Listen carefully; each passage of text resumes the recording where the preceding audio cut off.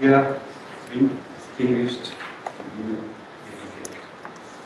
today, together with my friends, I am here to ask you to think about the people, especially children, who are trapped in the high radiation areas in Japan after the nuclear accident at the Fukushima Daiichi plant. Today, I am here to request you to take a significant step as the United Nations Human Rights Council to rescue these trapped people.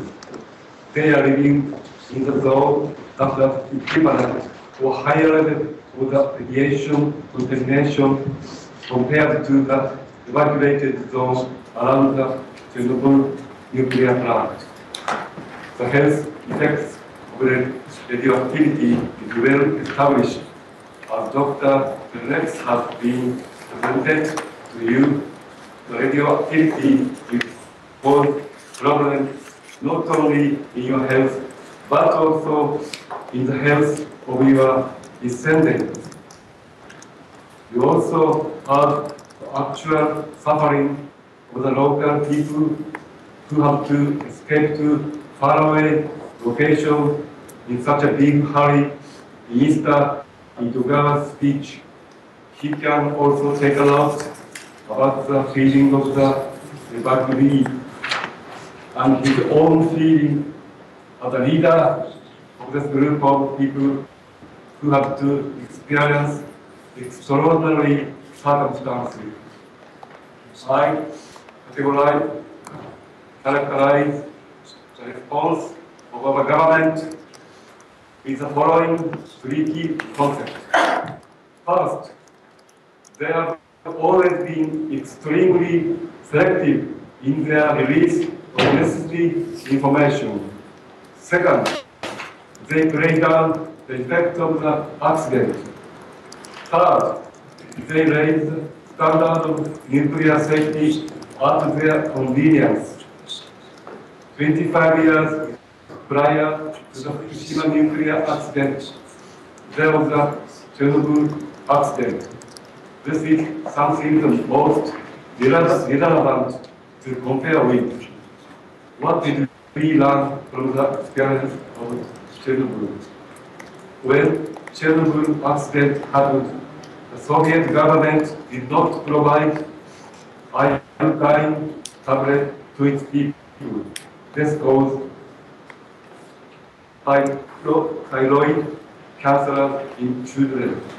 Likewise, the Japanese government did not provide its iodine tablet either.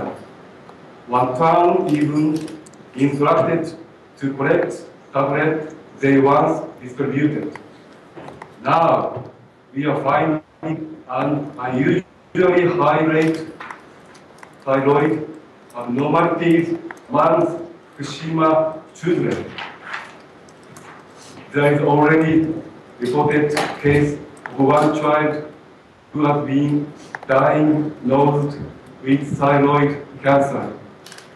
Japanese government changed the legal allowance of radiation exposure from 1 millisievert per year to 20 millisievert per year to prevent designation of wider mandatory evacuation zone. The same mistake had already been made by Soviet Union 25 years before in order to prevent the school children evacuation. The Japanese government selectively hid the crucial information in order to break down the accident. This includes the detailed simulation done by a state-of-the-art system called SPEEDY, which is based on the measurement of the date points next to each other, having the local geography and the weather condition of the time of the accident into consideration. They also repeatedly told the people that there will be no immediate effect on health Japanese government still withhold certain critical information even today. The Yablokov Nestorenko report based on 5,000 papers written mainly in Belarusian, Ukrainian, and Russian, provided analysis that more than 980,000 people lost life as a result of the accident. The population destiny in Fukushima is 15 times higher than that of the region around Chernobyl. The number of people in Fukushima in the area with a contamination level equivalent to Chernobyl is also much larger. Therefore, it is not hard to imagine that the loss of life in Fukushima will be significantly high. Let me take an example of Koriyama City, where I am currently representing 14 children in the collective evacuation trial. It is known that the children are more affected by radioactivity than adults. Please take a look at this map of Koriyama City, which is 60 kilometers from the nuclear plant. The numbers are airborne radiation readings, and the level of soil contamination announced in August last year. The red dots on this map indicates equivalent radiation level of the mandatory evacuation zone around Chernobyl. If you apply evacuation standards used in Chernobyl, most of the central part of the city would fall under mandatory evacuation area, where residents would be required to move out. It is in this level of dangerous contamination that the children may attend school. As a lawyer, I cannot, with the idea, take an action to force local government of the city of Koriyama to evacuate the school children to the area under 1 millisievert per year airborne radiation level. The court procedure take time, while the economic situation for the children's parents don't allow them to privately evacuate the children.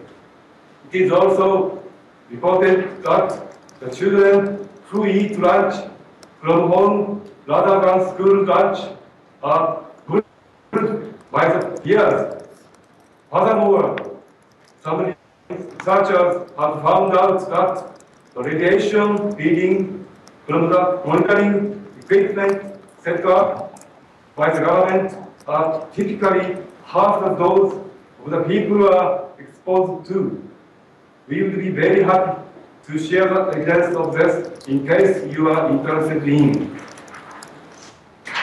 In order to know what type of data fixing is going on, please take a look at the next picture. You see two monitoring post devices side by side. There are about 500 monitoring posts at schools and parks in Fukushima Prefecture. And you see two monitoring devices next to each other, like in this picture.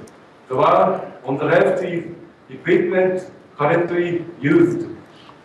The one on the right was previously used and abolished by the Japanese government because one on the right meets international standard that was used before the Japanese government started imposing its own standard to measure airborne radioactivity.